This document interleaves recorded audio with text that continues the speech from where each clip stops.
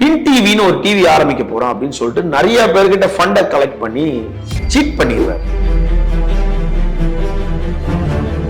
வேடிக்கை என்னன்னா பிஜேபி கூட கூட்டணியில தான் அப்படி இப்படி நிக்கிறார். 8 வருஷத்துல அவருடைய அசையும் சொத்தோட மதிப்பு எவ்வளவுன்னா 305 கோடியே 11 லட்சம் ரூபாய் அசையும் சொத்துன்னு காட்டிட்டு அசையா சொத்து 98 கோடி ரூபாய் காட்டியிருக்காரு.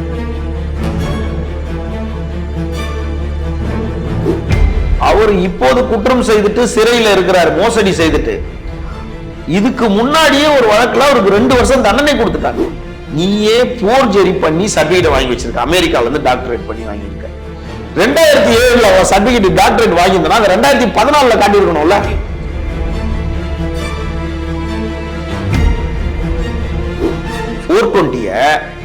பல பத்திரிகை அமைப்புக்கு தலைவர்கள் கௌரவ தலைவரா வச்சிருந்தாங்க. இவர் தன்னை அதை யாதவ் மகாசபைன்னு தனக்கு பின்னால ஒரு பெரிய பேனரா வச்சுக்கிட்டாரு. அவங்களுக்கு யாருக்கும் எதுவும் பண்ணல, சமுதாயத்துக்கு எதுவும் பண்ணதா இதே கிடையாது. நானும் என் மனைவி ரொம்ப கஷ்டப்படுறோம், என் 60 லட்சம் ரூபாய் போச்சு தம்பின்னு ஒரு மூத்த பத்திரிகையாளர் கதறாரு. தேவநாதன் யாதவ் இஸ் டாக்டர் தேவநாதன்ல 420 தேவநாதன் யாதவ். உங்கள் ஆரோக்கியத்தின் உற்ற நண்பன் ஹெல்தி ஸ்வீட் ஃபிளார் உடனே ஆர்டர் செய்யுங்கள். 4ஆம் தூண் நேயர்கள் அனைவருக்கும் வணக்கம். இன்று நம் நிகழ்ச்சியின் சிறப்பு விருந்தினர் பத்திரிகையாளர் விமலேஸ்வரன் அவர்கள் இணைந்துள்ளார். வணக்கம் சார். வணக்கம். யார் அந்த தேவநாதன் யாதவ் அப்படின்ற கேள்வி பல பேர்கிட்ட இன்னும் இருக்கு, இன்னை வரை இருக்கு. ஏன்னா முதலீடு செய்ய வந்தவங்க கிட்ட பல கோடி ரூபாய் ஊழல் செஞ்சதா குற்றச்சாட்டுகள், பல குற்றச்சாட்டுகள் வந்துட்டு இருக்கு சார். யார் அந்த தேவநாதன் யாதவ் சார்? தேவநாதன் யாதவ் யார்? இந்த தேவநாதன் யாதவ் அப்படின்னா, அந்த பணம் கட்டி ஏமாந்தார்கள் 6600 பேருக்கு மேற்கொண்டவர். அவர்களில் 90% பேருக்கு தேவநாதன் யாதவ் யாருன்றது தெரியாது, அவர்களை பார்த்ததே இல்லை.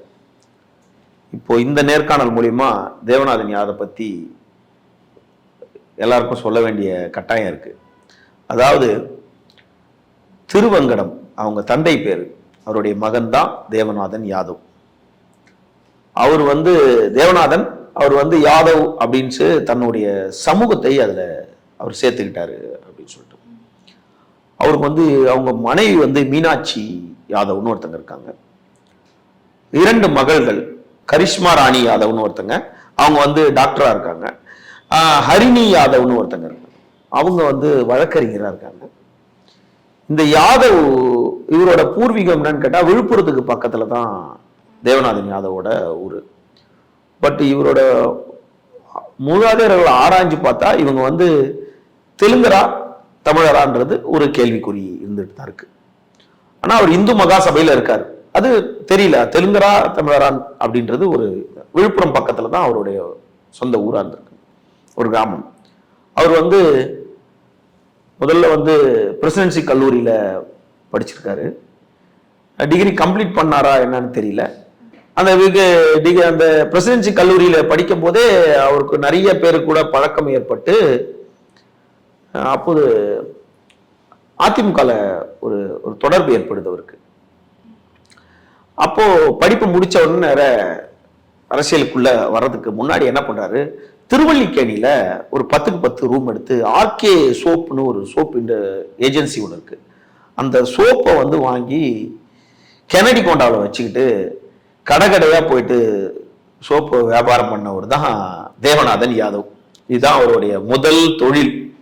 இதற்கு பிறகு என்ன ஆயிடுது, அதிமுகல இருக்கும்போது பல பேர் அங்க வடசென்னையில இருக்க பல பேர் இருக்காங்க, அண்ணன் ராஜ்குமார் அவங்க எல்லாம் நிறைய பேர் இருக்காங்கன்னு நினைக்கிறேன். அவங்களாம் இவங்க கூட எல்லாம் என்ன பண்றாரு, கொஞ்சம் நெருங்கி பழகுறாங்க அதிமுக ஆக்டிவா இருக்கும்போது. அப்போ ஒரு நெருக்கமா அதிமுக இருக்கிறாரு. அப்போது ஒரு வேஷ்டி சட்டை ஊழல்னு ஒண்ணு நடைபெறுது. வேஷ்டி சட்டை ஊழல்னு ஒரு சர்ச்சை ஏற்படுது. அப்போது இந்த அரசியல் புள்ளிகளோட ஒரு சட்டை ஊழல் ஏற்படுது. அந்த ஊழல்ல இவரும் ஒரு பங்கு பெற்றிருக்காரு. அந்த ஊழல்ல பொறுப்புல இருந்தாலும் அவர் கூட இருந்து அதுல கூட அந்த ஊழல்வாதி கூட உடந்தையா இருந்திருக்காரு. கட் பண்றாரு. அங்கிருந்து அதிமுக ஆக்டிவா இருந்தபோது எம்என் அப்படின்னா எல்லாருக்கும் தெரியும், சசிகலா நடராஜன் அவர்கள். அவருடைய நெருக்கம் ஏற்படுது, அவருடைய நட்பு ஏற்படுது. அவர் என்ன பண்றாரு, இவரை கொண்டு போயிட்டு பகுஜன் சமாஜ் கட்சியோட தேசிய தலைவர் மாயாவதி கிட்ட வந்து அறிமுகப்படுத்துறாரு. மாயாவதி கிட்ட தான் இவர் முதல் அறிமுகமாகிறாரு. அறிமுகமானோடனே அப்போது வந்து 95, 94, 95, 96 காலகட்டத்தில் அவர் வந்து யூபி தானே, யூபியில தான் அங்க வந்து இவர் அவங்க கட்சியில ஆக்டிவா இருக்காரு. அதுக்கு நடுவில் ஒரு தேர்தல் நடைபெறுது. அந்த தேர்தல் வந்து வடசென்னையில வந்து பிஎஸ்பி சார்பா அவர் நிற்கிறார். அவரு எல்லா இடத்துலயும் இது வரைக்கும் தோத்துதான் போயிருக்காரு, எங்கேயுமே ஜெயிச்சதுல. அவரோட முதல் தேர்தல் வடசென்னையில நிற்கிறார், பிஎஸ்பியில தோத்து போயிறாரு. அப்போ அந்த தேர்தலில் என்ன ஆயிடுதுன்னா பாஜக பிஎஸ்பின்னு சொல்லிட்டு யூபியில வந்து அரசு அமையுது. அந்த கூட்டணி, அந்த பிஜேபி பிஎஸ்பி கூட்டணியில வந்து யூபியில வந்து முதல் 6 மாசம் வந்து மாயாவதி தேர்தல் ஆட்சி நடத்துறது. அதுக்கப்புறம் அவங்க பாதி பாஜக ஆட்சி நடத்துற மாதிரி ஒரு ஒப்பந்தத்தின்படி நடக்கும்போது இவர் அந்த மாயாவதி அவங்க கிட்ட வந்து, இல்லை நாங்கள் வந்து ஒரு ஸ்கீம் ஒன்று, ஒரு தயாரிப்பு, ஒரு ப்ராடக்ட் கொண்டு வந்திருக்கோம், இந்த ப்ராடக்ட் வந்து ரொம்ப பெரிய லெவலில் பேசப்படும் அப்படின்னு சொல்லிட்டு அவர் ஒரு விஷயத்தை அவர் லான்ச் பண்ணணும்னு சொல்லிட்டு அவங்க கிட்ட கொண்டு போறாரு. அது என்ன விஷயம் அப்படின்னா, இந்த நிறைய சினிமா தியேட்டர், நிறைய கல்யாண மண்டபங்கள், பெரிய கட்டிடங்கள்லாம் தீப்பற்றி எரியும் போது ஒரு ஒரு ஒரு சிலிண்டர் மாதிரி வச்சு ஒரு ஃபயர் ஆகுறதுக்கு ஒரு விஷயம் இருக்கும் தெரியுங்களா? அதை வந்து தண்ணிக்குள்ளேயே கண்டுபிடிக்கிற மாதிரி, தண்ணியிலேயே கண்டுபிடிக்கிற மாதிரி, அதை தீ பக்கத்துல அதை எடுத்து அடிச்சோடனே ஆஃப் ஆகுற மாதிரி ஒரு ப்ராடக்டை வந்து நாங்கள் கண்டுபிடிச்சிட்டோம் அப்படின்னு சொல்லிட்டு மாயாவதி முதல்வராக இருக்கும்போது அதை அவங்க கிட்ட கொடுக்குறாரு. அவங்க வந்து அதை பிடிச்சி போயிட்டு ஓகே இதை ஓகே பண்ணிடலான்னும் போது அது பிளாஸ்டிக்கோட அதோட விலையே 400 ரூபாவா 500 ரூபாய் தான் இருக்கும் போல இருக்கு. ஆனா அதை வந்து 4000 ரூபாய் அப்படின்னு 4000 ரூபாய் 5000 ரூபாய் விலைக்கு என்ன பண்றாரு, முதல் ஊழல் அவர் பண்ண ஆரம்பிக்கிற ஊழல் அதுதான், டைரக்டா பண்ண ஊழல் அதுதான். ஏன்டா அவர் இங்க நல்லவர்ன்ற போர்வையில் இருந்தாலும் முதல் ஊழல். அந்த என்ன பண்றாங்க, அவங்க இவர் பேச்சை கேட்டு யூபியில இருக்க எல்லா கவர்மெண்ட் அபிஷியல்ஸும் எல்லா அலுவலகங்கள்லயும் இது வாங்கி வைக்கணும் அப்படின்னு சொல்லிட்டு அரசே கொள்முதல் பண்ணுது. ஒரு கட்டத்துக்கு மேல இவர் ஊழல் பண்ணிட்டாருன்னு அவங்களுக்கு தெரிஞ்சிடுது மாயாவதி. இவரை எங்கேயுமே இந்தியாவில் விட்டுறாதீங்கன்றாங்க. பிடிச்சி அங்கேயே மாட்டிக்கிறாரு. அதுக்கு முன்னாடியே இங்க ஒரு 6 மாசம் சிறையில் இருக்கிறாரு. நான் ஏற்கனவே சொன்னல இந்த வேட்டி சட்டை ஊழல்ல, அதுல ஒரு 6 மாசம் ஏற்கனவே ஒரு சிறையில இருந்தவர் தான், அதுல மாற்றுக்கிறதே கிடையாது, சிறையில் இருக்கிறார். அதன் பிறகு இந்த ஊழல் நேரடியா ஊழல்ல இறங்குறாரு. இறங்கின உடனே மாயாவதி இதுக்கு மேல பிஎஸ்பிலையும் யூபிலையும் தலையை காட்ட முடியாதுன்னு அங்கிருந்து இங்க வந்துடுறாரு. 96 அந்த ஊழலை முடிச்சுட்டு இங்க வந்துடுறாரா. வந்த உடனே என்ன பண்றாரு, வின் டிவின்னு ஒரு டிவி ஆரம்பிக்க போறோம் அப்படின்னு சொல்லிட்டு நிறைய பேர்கிட்ட ஃபண்டை கலெக்ட் பண்ணி சீட் பண்ணிடுறாரு. வின் டிவி ஆரம்பிக்க போறதா பணத்தை கலெக்ட் பண்ணி சீட் பண்ணிடுறாரு. சீட் பண்ணிட்டு அதுவும் ஒரு பெரிய சர்ச்சை ஏற்படுது. அதற்கு பிறகு அவர் என்ன பண்றாரு, டக்குன்னு தன்னை வந்து பிஜேபியில இணைத்துக் கொள்றாரு. ஆனா அப்போதும் வந்து அவர் வந்து எதுல இருக்கிறாரு முக்கியமா நான் கேட்டா, அப்போதுல இருந்து ஒரு விஷயத்துல தொடர்ந்து இருந்து வர்றாரு. யாதவ் மகாசபையில இருக்கிறார். யாதவ் மகாசபையில அப்படி அப்படியே ஒரு பொறுப்புல இருக்காரு. அப்புறம் தலைவராகிறார். அதுக்கு நடுவில் அவர் 2-3 கட்சி ஆரம்பிக்கிறாரு. தமிழ் மக்கள் என்னவோ 2-3 கட்சி ஆரம்பிக்கிறாரு. கடைசியா ஒரு கட்சி ஆரம்பிக்கிறாரு, இந்திய மக்கள் கல்வி முன்னேற்ற கழக நிறுவனரா ஆயிடுறாரு. வேடிக்கை என்னன்னா, பிஜேபி கூட கூட்டணியில தான் அப்படி இப்படி நிக்கிறாரு. இதற்கு மத்தியில் அவர் என்ன பண்றாருன்னு கேட்டா, 2011 ஒரு தேர்தலில் நிக்கிறார். திருநெல்வேலி பக்கத்துல நாங்குநேரியில எங்கேயோ தேர்தலில் நிக்கிறாரு. சட்டமன்ற தேர்தல் தான் நினைக்கிறேன். அதுல அவர் தோல்வியை தழுவுறாரு. அதன் தொடர்ச்சியா என்ன பண்றாரு, 2014ஆம் ஆண்டு அவர் ஒரு கட்சி வச்சிருந்தாரு. அப்போ ஒரு கட்சியோட கூட்டணியில வந்து திருநெல்வேலியில எலெக்ஷன்ல பார்ட்டிசிபேட் பண்றாரு. திருநெல்வேலியில லோக்சபால தான் 2014 நிக்கிறாரு. நின்றுட்டு என்ன பண்றாரு, அதுல அவருடைய ஒரு நாமினேஷன் ஃபைல் பண்றாரு. 2014 அவர் நிற்கும் போது ஒரு நாமினேஷன் ஃபைல் பண்றாரு. அந்த நாமினேஷன்ல அவருடைய சொத்து மதிப்பை அவர் காட்டியிருக்காரு. அப்ப அதுல அவர் என்ன சொல்றாருன்னு கேட்டா, பெரிய படிப்பு ஒண்ணும் இல்லை நாமினேஷன்ல சொல்றது. ஆக்சுவலா அவர் பாத்தீங்கன்னா இங்க ஒரு ஏதோ பட்டம் பெற்றிருக்காரு இங்க, அதாவது கம்ப்ளீட் பண்ணல பிரசிடென்ட் காலேஜ்ல படிக்கும் போது அப்படின்னா கூட அந்த நாமினேஷன்ல வந்து தான் வந்து பெருசா படிப்பு இல்லை அப்படின்ற மாதிரி 2014 அவர் சொல்லிடுறாரு. சொல்லிட்டு அந்த 2014 அவருடைய சொத்தி மதிப்பு, அசையும் சொத்து அசையா சொத்து அப்படின்றத அவர் காட்டுறாரு.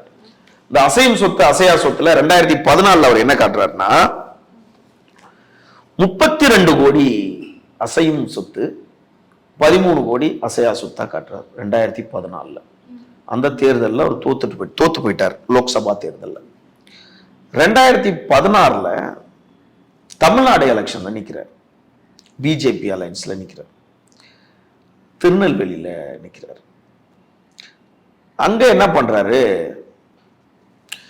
2016 திருவாடனை தொகுதியில நிற்கிறார். திருவாடனைன்ற ஒரு ராமநாதபுரம் டிஸ்ட்ரிக்ட்ல இருக்க திருவாடனை தொகுதியில நிற்கிறாரு, பிஜேபியில இருக்காரு.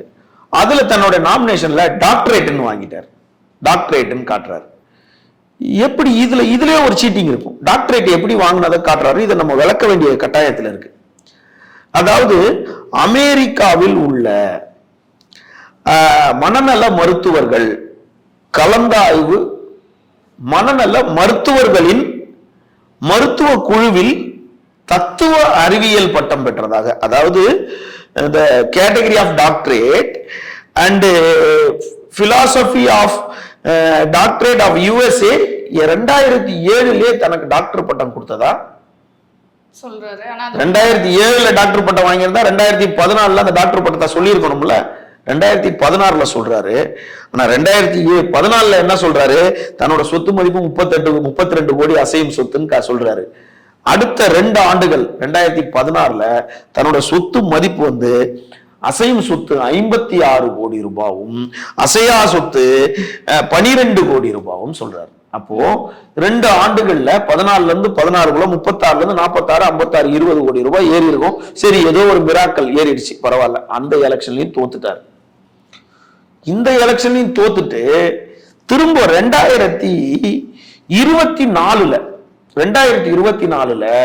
சிவகங்கை நாடாளுமன்ற தொகுதியில நிக்கிறார். 2004 சிவகங்கை நாடாளுமன்ற தொகுதியில. இப்ப நான் ஃபர்ஸ்ட் சொன்னது 2014 தன்னுடைய சொத்து மதிப்பு 32 கோடி அசையா சொத்து, 2016 56 கோடி. அப்ப 2 வருஷத்துல 20 கோடி ரூபாய் அவருக்கு ஏறி இருக்கு. ஓகேவா? 2024 அப்ப 16 இருந்து 24 எவ்வளவு வருது? 8 வருஷம். 8 வருஷத்துல அவருடைய அசையும் சொத்தோட மதிப்பு எவ்வளவுன்னா 305 கோடியே 11 லட்சம் ரூபாய் அசையும் சொத்துன்னு காட்டிட்டு அசையா சொத்து 98 கோடி ரூபாய் காட்டியிருக்காரு.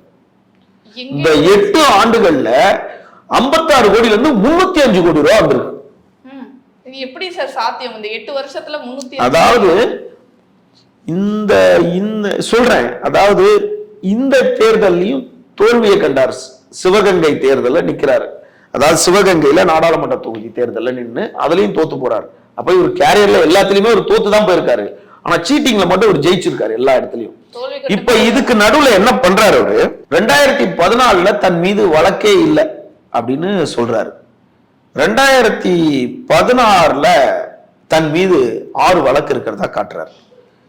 அந்த 6 வழக்கும் பாத்தீங்கன்னா ஒரு சதி திட்டம் தீட்டி ஒருத்தர மிரட்டுறது, அதுக்கப்புறம் பாத்தீங்கன்னா இன்னொரு வழக்கு ஒரு போலீஸ் கமிஷனர் ஆபீஸ்ல EOW எக்கனாமிக்கல் அஃபென்ஸ் விங்ல போட்டது, அதுக்கப்புறம் எக்மோர் போலீஸ் ஸ்டேஷன்ல ஒரு கேஸ், அதுக்கப்புறம் ஸ்பெஷல் கோர்ட்ல ஒரு கேஸ்.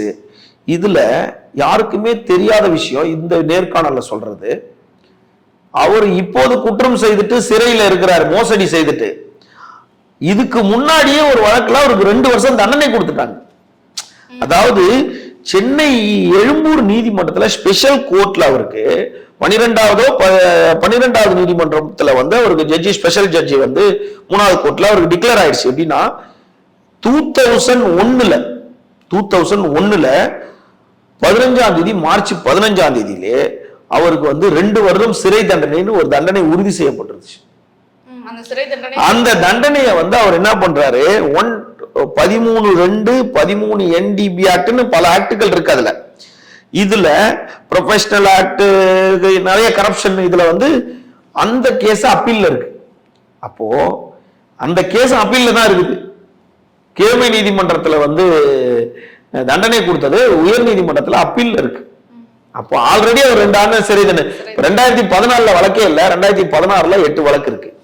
இப்ப 2024 அவருடைய சொத்து மதிப்பை சுமாரா கணக்கு போட்டோம்னா கூட அவரோட வங்கி கணக்கு மட்டும் உங்களுக்கு எத்தனை வங்கியில அக்கௌண்ட் இருக்கு? எனக்கு 2 வங்கி சார். அவர் பாவம், உங்களுக்கு 2 இருக்கு. அவருக்கு கரூர் விசா பேங்க்ல 3 அக்கௌண்ட், SBIல 2 அக்கௌண்ட், ICICI பேங்க்ல 2 அக்கௌண்ட், DBS பேங்க் அப்படின்னு ஒரு பேங்க் பேரெல்லாம் பாருங்க. DBS பேங்க்ல 5 அக்கௌண்ட், அது இல்லாம ஒரு FD, SCB பேங்க்னு ஒரு பேங்க், அதுல ஒரு அக்கௌண்ட், கனரா பேங்க்ல ஒரு 2 அக்கௌண்ட், பஞ்சாப் நேஷனல் பேங்க்ல 2 அக்கௌண்ட், அதுவும் இல்லாம இன்சூரன்ஸ் LICல வந்து கிட்டத்தட்ட ஒரு 18 இன்சூரன்ஸ் போட்டு வச்சிருக்காரு. மேக்ஸ் இன்சூரன்ஸ்ல ஒரு 2-3 போட்டு வச்சிருக்காரு. HDFC மியூச்சுவல் ஃபண்ட்ல 1 போட்டிருக்காரு. அப்புறம் மேக்ஸ் லைஃப்ல வந்து அதுல ஒரு 2 போட்டிருக்காரு. இது எல்லாத்தையும் போட்டு பர்சனல் லோன் பாத்தீங்கன்னா 2 வாங்கியிருக்காரு. ஏன்டா அது கணக்கு காட்டுறதுக்காக. பாவம் கஷ்டப்படுறாருல காசுக்கு, அதனால 50 லட்ச ரூபா லோன் வாங்கியிருக்காரு 2 பேங்க்ல. கோடிக்கணக்குல சொத்து வச்சிருக்காரு. 50 ஆமா. அதுல அது இல்லாம பர்சனல் லோன் எங்க வாங்கியிருக்காருன்னா, எது பேர்ல வாங்கியிருக்காருன்னா, ஃபயர் சேலஞ்சர் அப்படின்றதுல வந்து 22 லட்ச ரூபா லோன் வாங்கியிருக்காரு அப்படின்ற ஒரு கம்பெனி பேர்ல. நான் ஃபர்ஸ்ட் சொன்னல, ஃபயர் முதல்ல தீயணைப்பை ஏமாத்துறது, அப்ப கடைசி வரைக்கும் அந்த கம்பெனி அது பேர்ல ஏமாத்துறதுக்கு ஒரு டெக்னிக் வச்சிருக்காரு. அதுல 3 லட்ச ரூபா தான் கட்டியிருக்காரு. 3,28,700 கட்டியிருக்காரு கணக்கு காட்டி. குதிரைகள் பேர்ல வந்து 8 லட்ச ரூபா வாங்கியிருக்காரு. ரேஸ் ஹார்சஸ் அப்படின்ற பேர்ல. இதுக்கு நான் அப்புறம் வந்துடுறேன், எதுக்கு அவர் ரேஸுக்குள்ள வராருன்றத அப்புறம் வந்துடுறேன். வின் விஷன் கிளியரிங் அதுல வந்து ஒரு 9 லட்ச ரூபா லோன் வாங்கியிருக்காரு. தேவா பைனான்ஸ் அதுல ஒரு 4 கோடி ரூபாய் லோன் கொடுத்திருக்காரு. ஆனா அதுல கட்டுறது 2 லட்ச ரூபா. அப்புறம் ஜுவல்லரி, தேவா ப்ராப்பர்ட்டிஸ், அப்புறம் Wintech management, blue sky house management, multiplay network private limited, wired entertainment அதுல ஒரு 50 லட்சம், தேவநாதன் யாதவ் சாரிட்டபிள் ட்ரஸ்ட்ன்ற பேர்ல ஒரு 1.5 லட்சம் ரூபாய் வந்து வெளியே கொடுத்திருக்காரு. அது இல்லாம சிங்காரம் எஜுகேஷனல் சாரிட்டபிள் ட்ரஸ்ட் நீயே போர்ஜரி பண்ணி சர்டிபிகேட் வாங்கி வச்சிருக்க, அமெரிக்கால இருந்து டாக்டரேட் பண்ணி வாங்கியிருக்க. 2007 சர்டிபிகேட் டாக்டரேட் வாங்கியிருந்தா 2014 காட்டியிருக்கணும்ல. 2016 கொண்டு வந்து காட்டுற டாக்டரேட் வாங்கிட்டேன்ட்டு. நீ எப்படி டாக்டரேட் வாங்கினது இதுலயே தெரிஞ்சு போச்சு. அதாவது மனநல மருத்துவர்கள் ஆய்வுல தத்துவ அறிவியல் பட்டம் பெற்றவராம், முனைவர் பட்டமா. அவர் டாக்டர் யாதவ், தேவநாதன் யாதவ் தான் போடுவார். அது இல்லாம ஆதர் டிஜிட்டல் விஷன் அப்படின்னு சொல்லிட்டு ஒரு 40 லட்சம் ரூபாய். Swayambhu biological, win TV Telugu limited 1. அது இல்லாம Devanathan estate and platinums private limited, blue sky house manufacturing India private அதுல ஒரு 20 லட்சம். Singaram educational charitable trust, Sigaram educational trust trust அதுல வந்து 15,300 ரூபாய். அப்புறம் சன்ரை டிபோட்டர்ஸ் அதுல ஒரு 52 லட்சம் ரூபாய். அப்ப பர்சனல் லோன் அண்ட் அட்வான்ஸ் இதுக்கெல்லாம் கொடுத்திருக்காரு. இது இல்லாம பொன்ராஜ் அப்படின்னு 1, ட்ரோலா பெல்லா அப்படின்னு 1, flat advance others, Tamil Nadu table tennis அசோசியேஷன்ல 25 லட்சம் ரூபாய். இந்த விளையாட்டுல எப்பயுமே ஒரு விஷயம் என்னன்னா, நேர்மையா ஸ்போர்ட்ஸ் மேனா வந்து விளையாட்டுல வரான்னா அவன் வந்துருவான். நீ ஸ்போர்ட்ஸ் மேனே கிடையாது, நீ எப்படி உனக்கு ஸ்போர்ட்ஸ்ல ஆர்வம் வருதுன்னா இதை வச்சு நீ வெளிநாட்டுக்கு எங்க போனாலும் ஈஸியா உனக்கு விசா கிடைக்கும். நாளைக்கு இதே மாதிரி நீ வந்து ஒரு டக்குனு இந்திய ஒலிம்பிக் சங்கத்துக்குள்ள வந்துடலாம்னு ஒரு பிளான் போடுவ.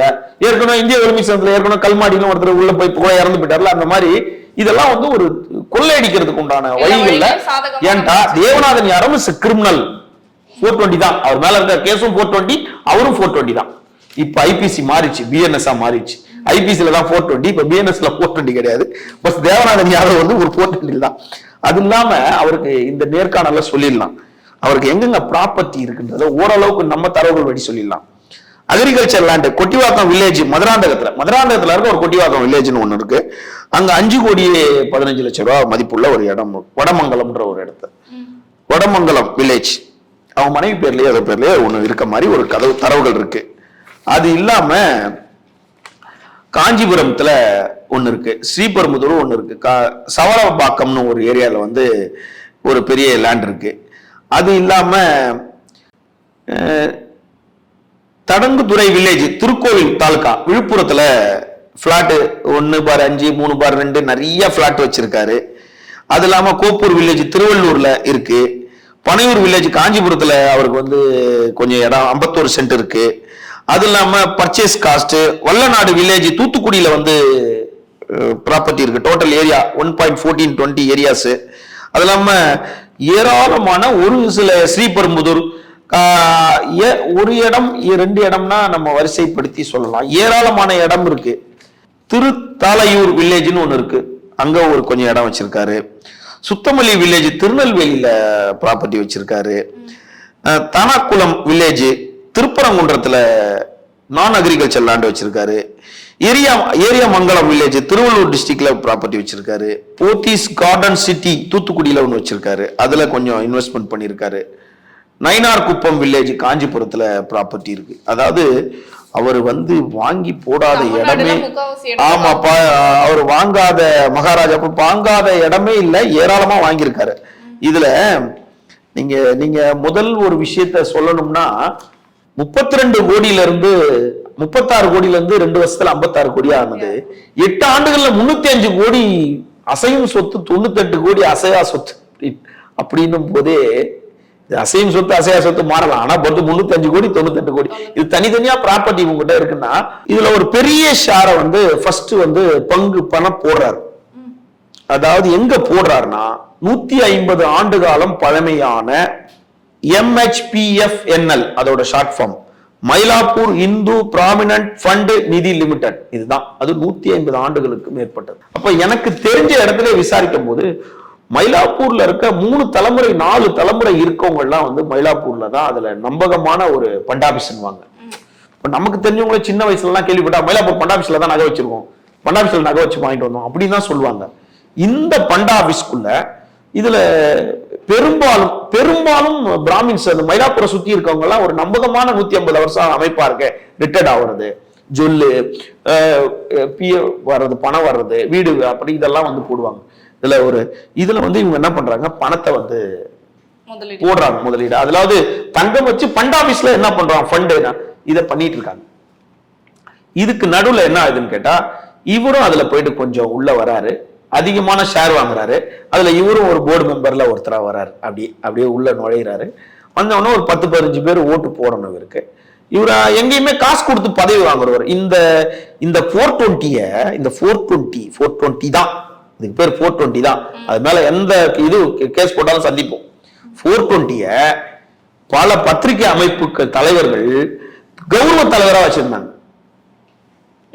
கௌரவ தலைவரா இவரை வந்து கௌரவ தலைவர், பல ஊடகங்கள்ல வந்து சம்பளம் தரணும். அண்ணன் தேவநாதன் யார், நீயே தேவநாதன் யாரு 420.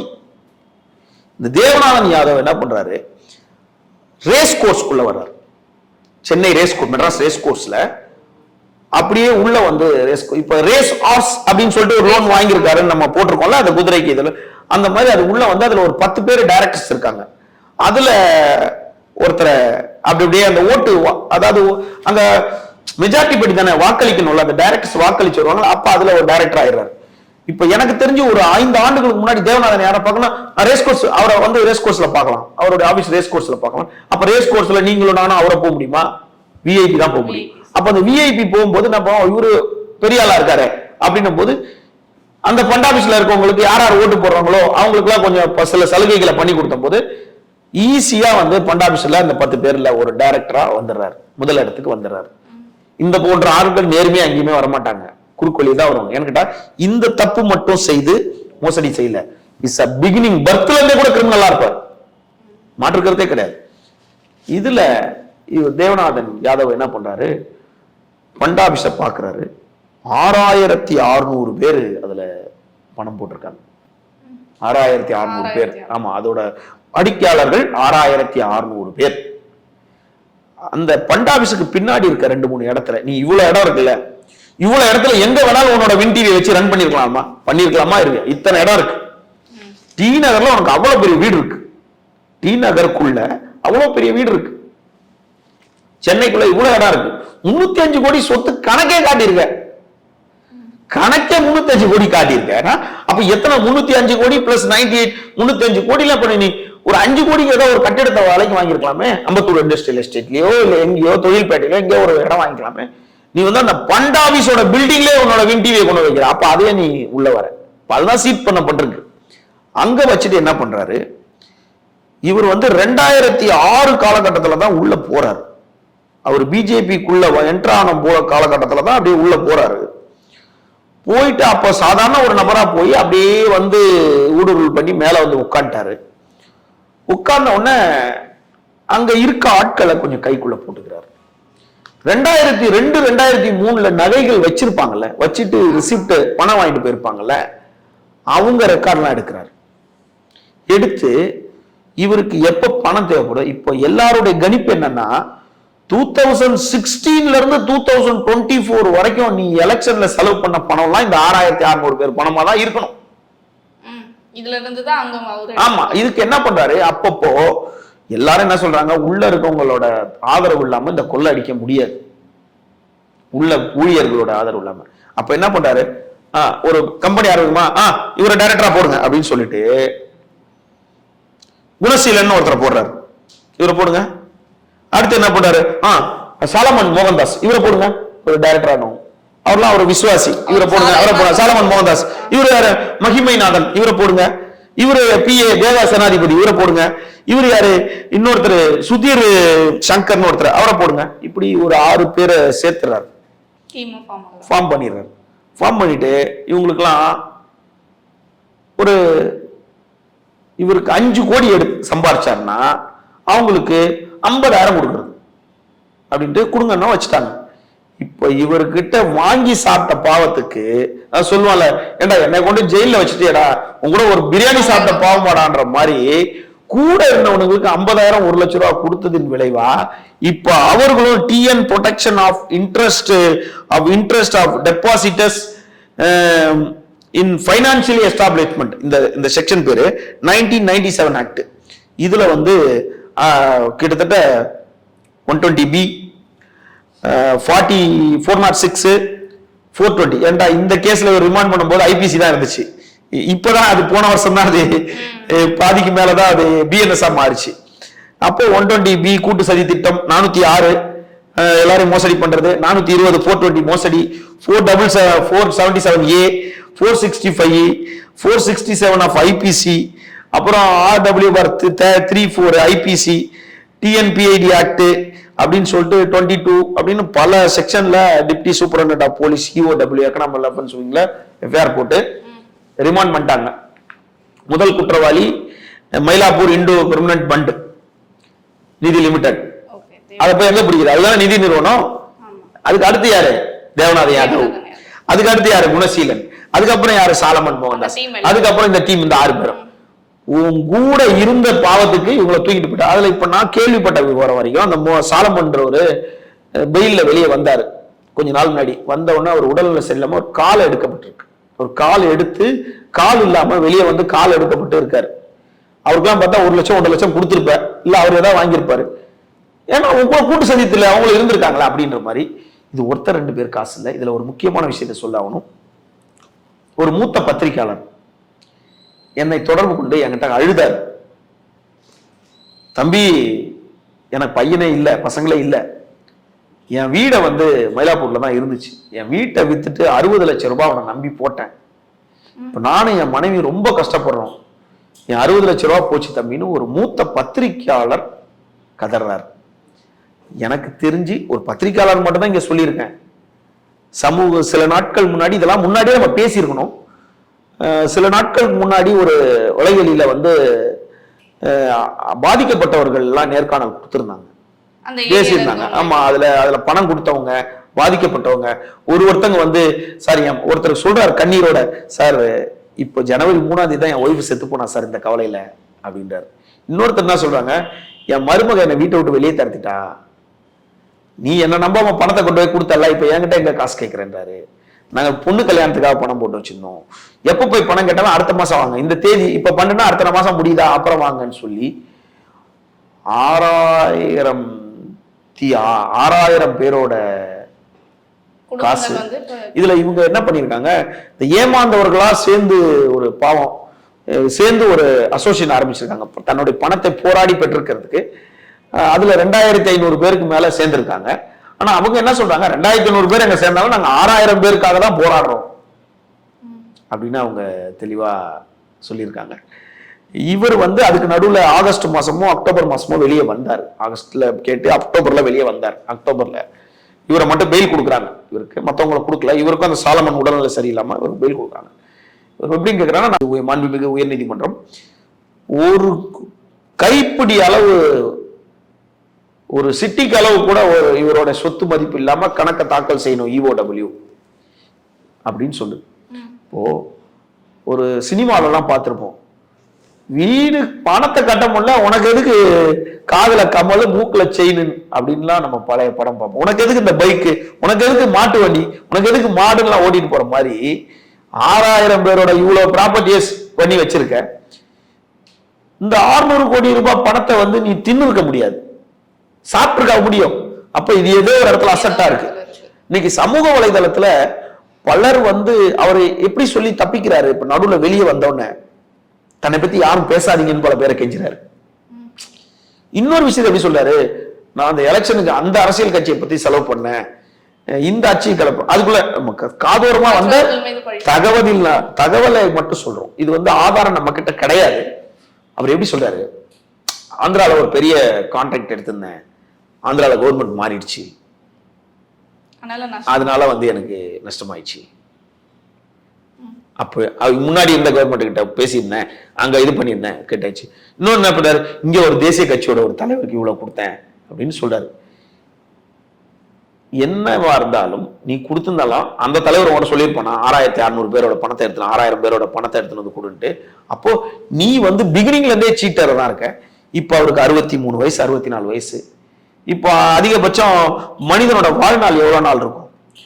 மனிதனோட 2014 அவர் நிற்கும் போதே அவருக்கு 54 வயசு காட்டியிருக்காங்க. அப்ப 2024 64 வயசு, இப்ப 65 வயசு. இப்போ இந்த வயசுக்கு இவருக்கு ஒண்ணு கிடக்க ஒண்ணு ஆயிடுச்சுன்னா இந்த 6000 பேர் அவ்வளவுதான கதை. அப்போ இதுக்கு தனியா ஒரு குழு போடணும். எல்லாருமே முதியோர்கள் வாழ்வா பணத்தை இழந்துட்டு தவிக்கும் போது இந்த தேவநாதன் யாதவ் தன்னுடைய பிறந்த நாள் கொண்டாட்டத்தெல்லாம் அப்படியே பெரிசா கொண்டாடிட்டு இவர் தன்னுடைய இது வரைக்கும் இந்த யாதவ் மகாசபை தன்னுடைய சமூகத்துக்கு எதுவுமே பண்ணல. 2009 எங்கேயோ அழகுமுத்துக்கோன் சிலை ஒண்ணு வச்சிருக்காரு. இதுதான் இவர் பண்ணது. இந்த தன்னுடைய சமுதாயத்துக்கு இவர் எதுவுமே பண்ணல, எதுவுமே பண்ணல. கூட இருந்தவங்களே கொண்டு வந்து ஜெயில வச்சு காலை எடுக்க வைத்தாரு. தன்னை நம்பி வந்தவங்களுக்கு எதுவுமே பண்ணல. இவர் வந்து தன்னை அதை வந்து யாதவ் மகாசபைன்னு தனக்கு பின்னால ஒரு பெரிய பேனரா வச்சுக்கிட்டாரு. அவங்களுக்கு யாருக்கும் எதுவும் பண்ணல, சமுதாயத்துக்கு எதுவும் பண்ணதா இதே கிடையாது. பிறந்த நாளைக்கு பிரியாணி போட்டிருப்பாரு, இல்ல சோறு போட்டிருப்பாரு. இவர் வந்து பிகினிங்ல இருந்து கடைசி வரைக்கும், முதல்ல இருந்து இளமை காலத்துல இருந்து தன்னுடைய முதுமை காலம் வரைக்கும் ஒரு சீட்டரா தான் இருந்திருக்காரு. கடைசியில தன்னுடைய அந்த பில்டிங் சீல் வச்சனால தன்னுடைய தொலைக்காட்சியில வந்து ஊழியர்களுக்கு கூட முறையா சம்பளம் தராத நபர் தான் அவரு. ஏன்னு கேட்டா, தேவன் யாரா இருந்தாலும் 4ஆம் தூண் அப்படின்னா நியாயமே இல்லாத காந்தி மாதிரி ஸ்வீட் சாப்பிடுங்க அப்படின்னு குழந்தை என் பையனை கூட்டிட்டு வரேன், நீங்க சொன்னா கேட்பான், ஸ்வீட் சாப்பிடாதீங்க சொல்லுங்க, அவன் சாப்பிட மாட்டான் அப்படின்னு போது அடுத்த வாரம் வாங்க நான் சொல்றேன் ஸ்வீட் சாப்பிடக்கூடாதுன்னு சொல்றேன்ட்டு அடுத்த வாரம் கூட்டிட்டு வந்தோன்னா அப்ப கூப்பிட்டு அந்த பையனை, ஸ்வீட் சாப்பிடாத தம்பி, ஸ்வீட் சாப்பிட்டா பூச்சி பிடிக்கும், வயிற்றுல பூச்சி எல்லாம் வரும், பல்லு கீழே விழுந்துடும், அப்புறம் என்ன மாதிரி பொக்கே ஆயிடும். அப்ப கூட போன வாரம் வரும்போது குழந்தைக்கு ஸ்வீட் சாப்பிடுவோம்னு சொல்லு. இல்ல போன வாரம் நான் அதிகமா ஸ்வீட் சாப்பிட்டுக்கிட்டு இருந்தேன், நானே ஸ்வீட் அதிகமா சாப்பிடறதுனால அந்த குழந்தைங்க. அப்போ ஊருக்கு உபதேசம் பண்றதுக்கு ஒரு தகுதி வேணும். இந்த மாதிரி 420 எல்லாம் வந்து ஒரு சேனல் நடத்துச்சு. அந்த சேனல் நடத்தினவங்க எத்தனை பேர் வந்து சம்பளம் கிடைக்காம இருக்கிறாங்க, சம்பளம் இல்லாம இருக்காங்க. இது வேற ஒரு இடத்துல இது அடுத்து ஒருத்தர் வழக்கறிஞரா இருக்காங்க, ஒரு மகள், ஒருத்தர் வந்து மருத்துவரா இருக்கிறாங்க. ரெண்டுமே வந்து ஒரு பப்ளிக் சர்வீஸ் ஆச்சு. அப்போ பல அரசியல் பல பேர் தகவல்கள் தான் ஆதாரங்கள், தன்னோட மகளுக்கு வந்து ஒரு பெரிய மருத்துவமனை கட்டி கொடுத்தாங்க எல்லாம் சொல்லுவாங்க. அதுக்கு நம்ம கிட்ட தரவுகள் கிடையாது. இருந்த தரவுகளை பத்தி நம்ம சொல்லிட்டோம். அப்போ இந்த தேவநாதன் யாதவ் இப்ப 65 வயசுல சிறையில் இருக்காருன்னா இந்த பேர் இவங்களுக்கு பணம் எப்படி கிடைக்கும் எல்லாருக்கும்? அப்போ நீதிமன்றம், மாண்புமிகு நீதியரசர், மாண்புமிகு நீதிமன்றம் கருத்துல கொண்டு இந்த அவருடைய ப்ராப்பர்ட்டி எல்லாத்தையுமே மொத்தமா பணமாக்கி செலுத்தினவங்களுக்கு 100ல ஒரு 70% அவங்களுக்கு பணம் கிடைக்கிறதுக்கு நீதிமன்றமும் அரசும் தான் முடிவெடுக்கணும். இவரு பிஜேபின்னு ஒளிஞ்சுக்கிட்டு இருக்க முடியாது. பிஜேபி கைவிட்டுருச்சு. பிஜேபியை கைவிட்டுருச்சு. இவரெல்லாம் ஒரு அரசியல் கட்சி பாருங்க, அவர் பண்ண சர்டிபிகேட்டே போலி சர்டிபிகேட். இதுல இந்து மக்கள் கல்வி முன்னேற்ற கழகத்தை நடத்துறாரா அவர்? கல்வி முன்னேற்ற, கல்வியை பத்தி பேசுற தகுதி இருக்கா 420க்கு? அதான் இதுதான் தேவநாதன் யாதவ். அதனால இப்ப வெளியே விட்டாங்க அவரை, நான் வந்து 100 கோடி ரூபாய் பணம் கொடுத்துறேன் அப்படின்னு சொல்லிட்டு வந்தாரு. அவரால் பணம் செட்டில் பண்ண முடியல. இப்ப திரும்பவும் ஜெயிலுக்குள்ள போயிட்டு உள்ள சுகபோகமா இருக்கலாம். அவரு சுகபோகமா இருக்கலாம். அது சிறைத்துறையை நமக்கு கேலி செய்யறதா அர்த்தம் கிடையாது. இதுக்கு மேல என்ன இருக்கு? 65 வயசுல என்ன இருக்கு? ஏ கிளாஸ் சிறை தர போறான், இன்கம் டாக்ஸ் கட்டி இருக்க போற, ஏ கிளாஸ் சிறை வாங்கிட போற. இதுக்கு மேல நீ என்ன டெய்லி எங்கேயும் ஓடி ஆடவா போற? இருக்க கொலை காலத்துக்கு சொத்து. அதுதான் வந்து பணம் கட்டிட்டு எப்படி ஏமாந்தா பரிதாபப்பட்டுக்கிட்டு இருக்காங்களோ. வயசானவங்களை பார்க்கும்போது அதெல்லாம் அந்த வீடியோ பார்க்கும்போது மனது கலங்குது. ஒரு அம்மா வந்து மருந்து வாங்க காசு இல்லை சார், எல்லாத்தையும் கொடுத்துறேன் சார், பையனுக்கு கல்யாணம் பண்ணல சார், பொண்ணுக்கு கல்யாணம் பண்ணல சார், வீட்டை வித்து கொடுத்தேன் சார். என்னிடம் ஒரு பத்திரிகையாளரே வந்து 60 லட்சம் ரூபா போச்சு விமலேஸ்வரன் அப்படின்னும் போது என்கிட்ட சொன்ன அது அந்த காட்சியை பார்க்கும்போது இன்னும் பதறது. எல்லாம் பாவம், வாழ்க்கை ஃபுல்லா வேலை செய்தேன் சார் அப்படின்னா. இந்த பாவம் வந்து இயற்கைன்னு ஒண்ணு இருக்கும். அந்த இயற்கை வந்து அவனுக்கு தண்டனை கொடுத்துடக்கூடாது. ஏன்டா கொடுத்துட்டா அப்புறம் இவங்களுக்கு எல்லாம் எப்படி காசு கொடுக்கும்? அதனால முதல்ல இந்த இயற்கை இவங்களுக்கு காசை கொடுக்கட்டும் அப்படின்னு தேவநாதன் யாதவோட மறுபக்கம் இதுதான். தேவநாதன் யாதவ் இஸ் டாக்டர் தேவநாதன்ல 420 தேவநாதன் யாதவ். இவருக்கு அடுத்து யார் அதை பொறுப்பேற்பாங்க சார்? இப்ப இவருக்கு வந்து ஏதாவது உடல்நல குறைவு ஏற்பட்டால் அவங்க குடும்பம் தானே பொறுப்பு? நீதிமன்றம் தான் அது பொறுப்பு. நீதிமன்றம் தான் அதுக்கு யாரு அந்த உத்தரவு அந்த உத்தரவு பொறுத்திருந்து பார்ப்போம் சார் இந்த வழக்கை எந்த மாதிரி திசை திருப்புது. நன்றி.